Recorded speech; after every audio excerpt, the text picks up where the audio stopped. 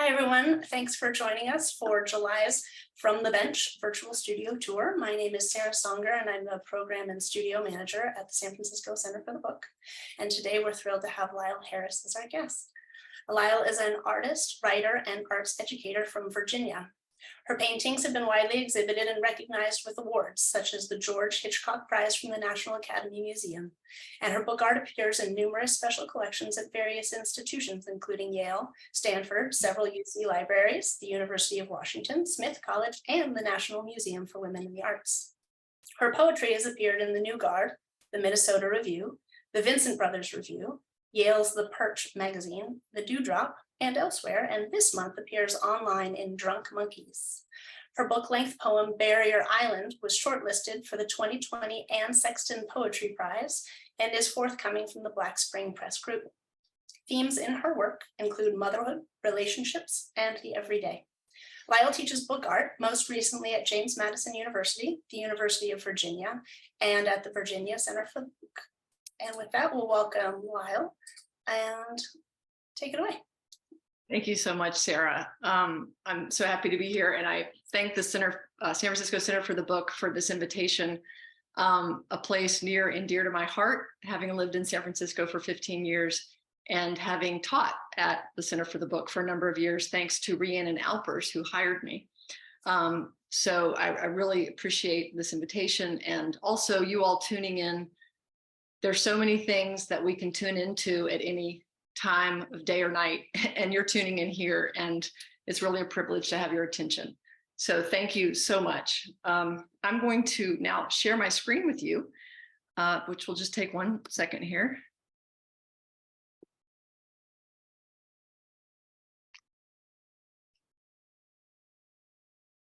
Okay. And I am coming to you from Charlottesville, Virginia. I thought I would start by showing you where I am. So this is my studio space. It is behind my house. My studio is upstairs, and between my house and my studio is a garden, 2 raised beds. And what you're looking at on the right are these crazy cucumbers that are growing as I am standing here talking to you. It's amazing and so fun. I'm new to this, and it's really been fun the last few years to get into it a little bit. So the studio is accessed from the back of this building. So you go around back and up some stairs, and this is the first room. So this is kind of a writing space where I have a lot of poetry books and a lot of reference books there. And on the right is my dad's typewriter that saw him through college and law school, and I just had it refurbished. Okay, and then going further into the space, this is my workspace.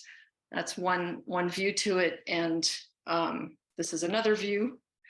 I mainly work at this large table here, and this room is really where I do all kinds of image making and book building. No letterpress printing here. For that, I go to the Virginia Center for the Book, which is an amazing resource here in Charlottesville.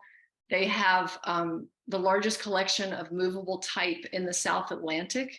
It's a fabulous resource. One of the reasons I moved to Charlottesville. It's a wonderful environment, kind of co-op environment, and a lot of bookbinding, letterpress printing, and various classes and workshops. In fact, I'm teaching there this coming weekend. So this is my space. I'm standing right in it talking to you. And I really imagined that I would be talking to a lot of practitioners in the field and also artists and writers. And I thought, well, what could I possibly share with these folks? They already know what all this is.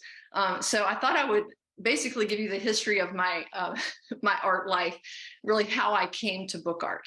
So I was an art history major in college, but got very interested in painting and took a lot of painting classes, a lot of oil painting classes, and really hit the ground running after I did do a couple of postgraduate years at the San Francisco Art Institute and also the California College of Arts and Crafts, and then really began a painting career for a number of years. And while I trained in oil, I was really at home in gouache painting. And so these are gouache paintings, sort of medium to small whatever that means. And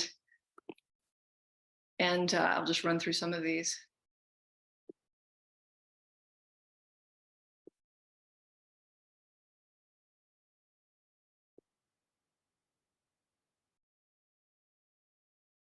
And this is a monoprint. And I moved to Italy for about 6 years at this point. And there I really encountered the world of handmade papers. I was also beginning a writing practice in poetry. And I think I can, in hindsight, say I was making my way towards the book, but I didn't know that yet. And I was making book forms to house images that had a kind of narrative quality. They were wordless while I was writing, but I hadn't merged these worlds yet. So I made a lot of work like this. The work, again, didn't really interrogate the book form yet, but I was going to get to that. I also did not know the term book art at this stage. Then I came back to San Francisco, and I had 2 beautiful daughters who are now 21 and 18. And I continued to make work, but you can imagine I had less time. So I made small things.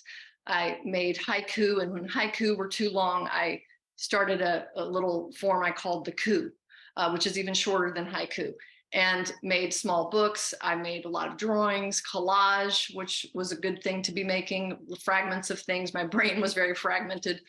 And I continued to paint, but I was making, again, these sort of book object books. This is wordless again. And ultimately making my way to an MFA. But this is about the time that I discovered the San Francisco Center for the Book and the term book art. And then I figured out what I was doing, that I was doing something that other people also did, that there was a name for it. And I went through a lot of classes at the Center for the Book, binding and all their letterpress classes, and then ended up getting an MFA at Mills College. And at that time, I was their first, so the inaugural student, but also turns out the only student that year, just for a variety of reasons. So I was kind of a guinea pig, but it suited me just fine, because at that time, this changed after me, but I had to complete a poetry thesis with the MFA poets, and then turn around and do a book art thesis. And again, that worked well for me because I wanted that kind of rigor in my writing. So this was sort of, and then you can see I was really merging language with my visual language. Again, though, I still make wordless books, but this was some of that work. Then after graduate school, I moved back to Italy for a few years, and I had a kind of clean slate moment and some space and time to figure out, okay, what's next.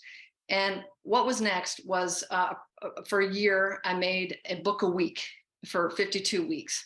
And I credit Kyla Givehand, a fellow poet in the MFA department at Mills, with this, although she was a poet, but she did begin making books herself.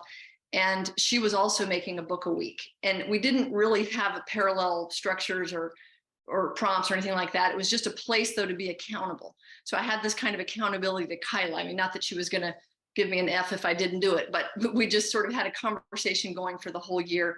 And that was a wonderful thing to have. And the other thing was that I met a fellow writer in Florence, Linda Falcone. And Linda and I, about the same time, also began a weekly exchange where we would give each other a word, and then every Monday morning we would share the poem. So in this year, I had a lot of writing, and the writing and the bookmaking frequently synced, not always, but I had a lot of words to choose from. And a lot of these books were very simple because I didn't have much time. Some of them were one of a kind, some were small editions. I ended up editioning all of it, and did make edition of four for all of it. And then some of them again are 20 or 10. And so here are a few of those books. And what really became a driving pursuit in this time was what I came to think of as the simple gesture. So what I mean by that is how the form can pack a punch in the most economical way. And that was kind of had to happen because I didn't have much time. And this book here is called For That, and I'm going to just use it as an example of what I'm talking about. And I'll read the text. So for that. On the way down the hill, the girls and I remember last week when they did a botched job polishing each other's fingernails. The child shows me her hands now. See, my mother got the red out of the places where you couldn't. My offhanded question, your mother wasn't upset about your nails, was she? No, it was okay. She didn't hit me for that. So this sort of playful, colorful structure then, has an unexpected turn at the end. And as you look more closely, that one hand is larger, it's an adult size hand, the other hand is a child size hand. So, and these are also kind of sutured at the foredge. This is a variation of an accordion. So and then I used, it's a medical kind of tape to tape down the text. So there's some details that point to this darker side of the story. So this notion of the simple gesture has remained. And I want to must mention my collaboration with Patricia Silva over the last 10 years. I met Patricia when I moved to Italy that time in 2012. And Patricia, I did not know Patricia until I got there, has become a collaborator as of 10 years now, and a dear, dear friend. And I could just say so many things about our work together, and Patricia as a human and as a fabulous artist. But I just wanted to say that a few things. One is that I have so appreciated the exploratory nature of our work together. Again, sort of always looking for that form that really marries the content. Here we are last year working on a project for a show in Florence. And this is the culmination of that work. And I'd love for you all to visit my website. There's a page, collaborations page, and our projects are sort of explained in a little more detail, and you'll see more of them. And here are just a few of those. We made a lot of books, but we've also gone sort of beyond the book, but here's some early books we made. Our work together is really rather seamless in that it appears as if made by one hand, and I think that's just sheer luck. Patricia and I are both compatible and also complementary, and so it has just worked so beautifully and magically. It's really been a gift to my life in so many ways. This is another book of ours, and then after we completed a kind of series of books for over several years, we went beyond the book, and we've done installation. Here's a project we did that explored kind of unusual objects. It has a sort of participatory quality, and here's the exhibit of that. This was in Florence. And we've continued to do work that has a participatory aspect. And please check it out on the website, because we'd love to have your participation in something we're doing now. And then I moved back to Virginia in 2015, and I had not lived here for 30 years.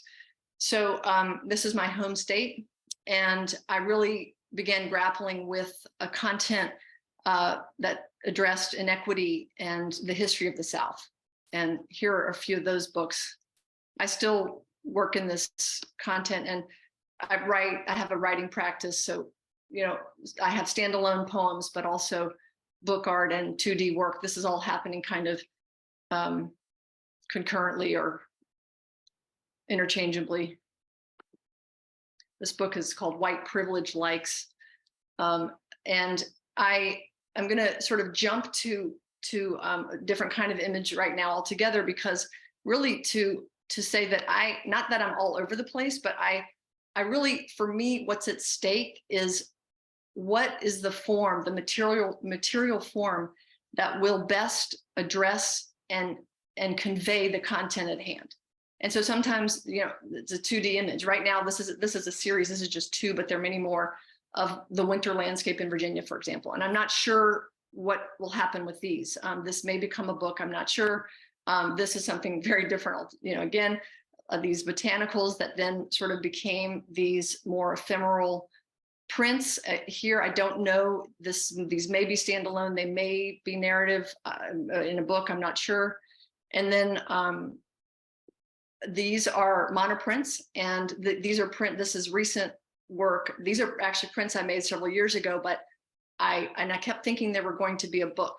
And I would write and I would try to figure this out. And then I ultimately realized that they had intrinsically a narrative quality, and that's all that they needed. I didn't need to spell it out. They sort of hinge on the title of the work, but nevertheless, they're 2D images, and this is all they needed to say. And here's another one of those. These are monoprints. And then here's another one. And this is quite large. This is about 60 inches by 35 inches. So I'm unapologetic about being all over the place, because these are sort of languages that I use, and I'm delighted to have them at my disposition. So disposal. So this is a book also. I was sort of on the wing theme with the work that you just saw, and this is one winged. A little bit like For That, this book is kind of beautiful and colorful, but it reveals a kind of heart-wrenching story at the end. And this is new work for this exhibit that just took place here in Virginia. And then this is the last book that I made for that exhibit, called Grace. And this book is a sort of about a breakdown in communication in a relationship, and sort of finding grace in the pain of that. And it's sort of told in a layered way through these prayer images and landscape and fragmented text. And then there's a kind of epistolary quality, and the back of each of these image pages is a letter. And I am going to end with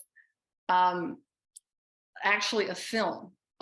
And this poem I'm going to read you kind of gets to the content, but this is a standalone poem. But I had a huge transition in my life about 5 years ago. So there's a lot of content, and it's taken a lot of forms.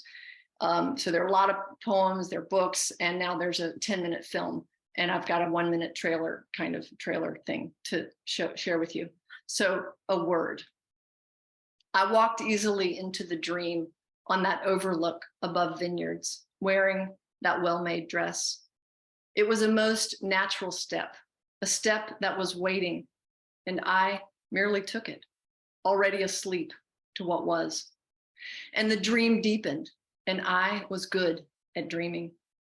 If you'd peered into my life, watched me cook, say, or make the bed, you'd have seen something exacting about my technique, something pleasing, depending on who you are. It might have pleased you. It pleased so many. How I cared for the children, how I encouraged their interests, planned trips, took their temperature, made hot chocolate with marshmallows. You might have been pleased, many were pleased, but look harder if you can.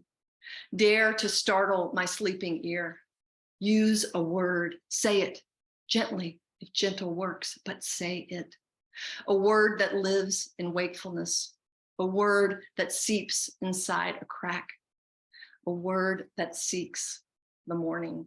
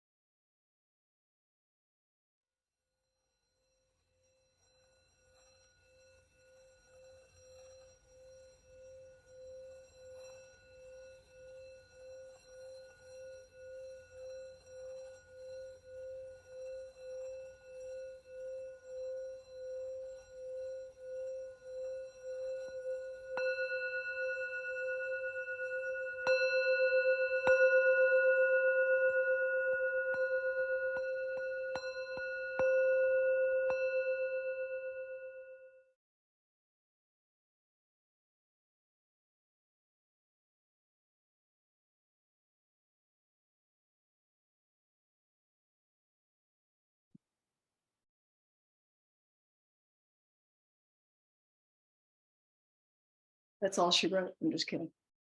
That's my life in 20 minutes. Well done. Thank you, Lyall. I'm happy to answer any questions. I mean, it's very hard to condense, but I did it. And of course, there's so many more things I could have shared with you, but thank you so much for your attention, and I'm happy to flesh anything out. Yeah. Would you tell us something about this book that's on the screen here right now? That's kind of just a pun. There's actually, it's a wordless book. You're Okay. looking at, it's kind of one of those visual puns, you know, you kind of get it at pun first glance. That was one of the 52 books. They were quills that I found along the road in Italy. And I was thinking about censorship, and I thought, oh, that'd be an interesting pun. And I, you know, also just binding it was fun. So it is black and white all throughout. And so I like this notion of black and white, things that are black and white. So every page has black and white, and they're all different. They're one of a kind prints, but they're abstract. Cool. Well, we have your collaborator, Patricia, in the room, and she wants to know what you're presently working on. I feel like she might know, but will you tell us? Well, I mean, actually, the botanicals that you saw, and the winter landscapes, and whatever project Patricia and I might be doing next. You know, Patricia and I've had a lot of coffees in those 10 years, and so our work, I should have said, you know, there's coffee is involved, and a lot of good Italian food. We have a project that's ongoing called the Unapologetic Initiative. In fact, that's it right there. And we'd love to have any female or female identifying folks who'd like to participate. Send me an email through the website, and I will send you the card to fill out and whatnot if you want to. It's really fun, and it's been a great project. What am I working on? I'm also writing poetry, and yeah, I'm working on getting ready to teach this weekend right now. And getting through this presentation. I think I'm more or less done that, but yes.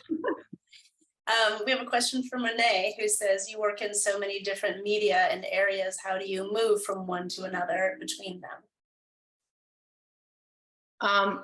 I think this happened when I was painting. I'm not sure. I think it's also just how my brain works, but I always have multiple things going on at once, which is, it's kind of like a security blanket. I mean, I can kind of turn to something else if I'm stuck on one thing. And now that my painting practice has expanded into these other realms, that's a wonderful thing. You know, at any moment, it's like an octopus. I can kind of go, you know, to something else. And I have a lot of things that are not complete, and I'm not sure how they will be complete. And those things that kind of vibrate with more energy, I do leave them out so I can kind of encounter them even as I'm working on something else. And I have a couple of things behind me here that fit into that category, and that could be the next thing I do. I don't know. They're kind of missing an element, and I'll sort of see, you know, what that is. But really, I think to answer that question, it's the content tells me what form it wants to take. I'd never done video before the film I just showed, but I knew that I was going to sit and do that for 1 month every day, and it took, you know, all those hours. 8 hours a day. And I used one tool only. I never used scissors. I wanted to be very deliberate, and I wanted to kind of go through a process of undoing those garments. And I captured it on film. And so, you know, I would never call myself a filmmaker, but it's really the content that drives what the form will be.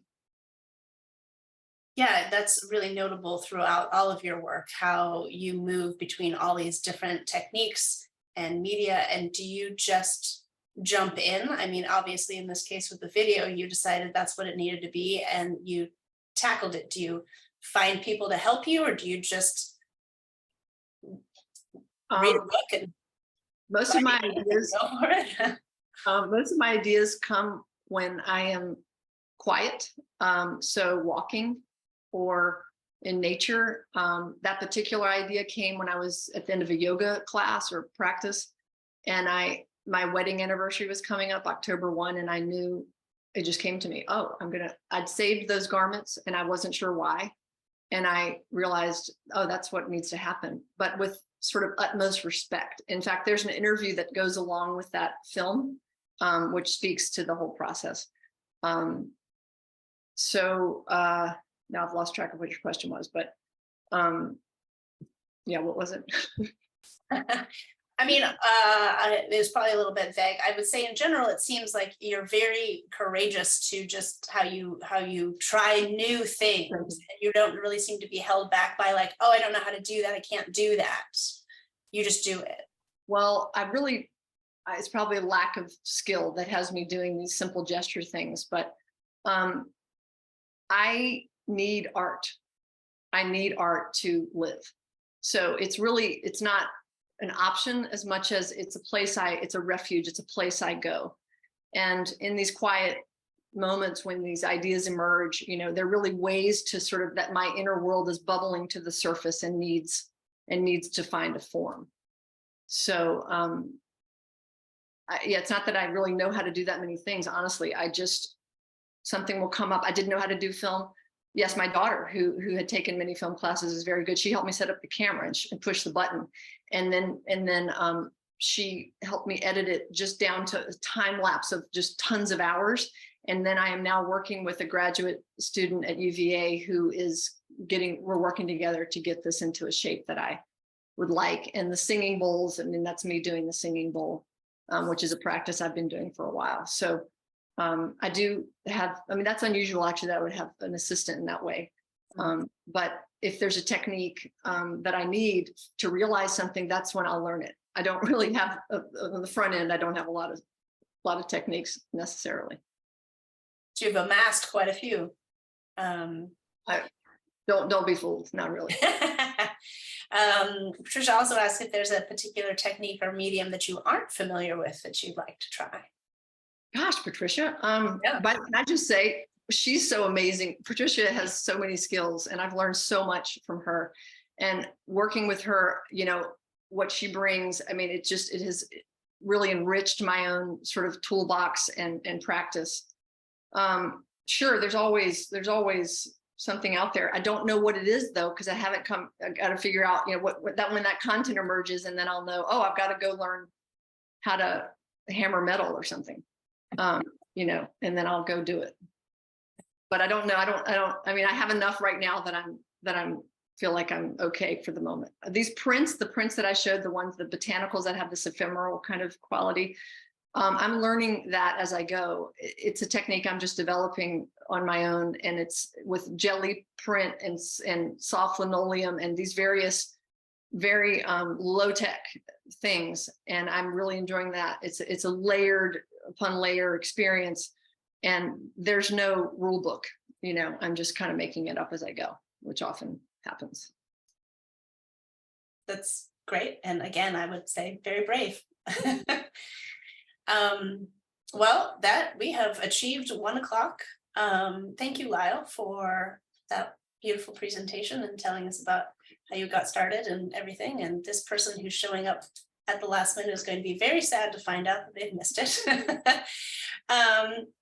In the chat, everybody, I put the link to Lyall's collaborations page on her website, which is where you can find that unapologetic initiative if you want to get in touch with her and get that card.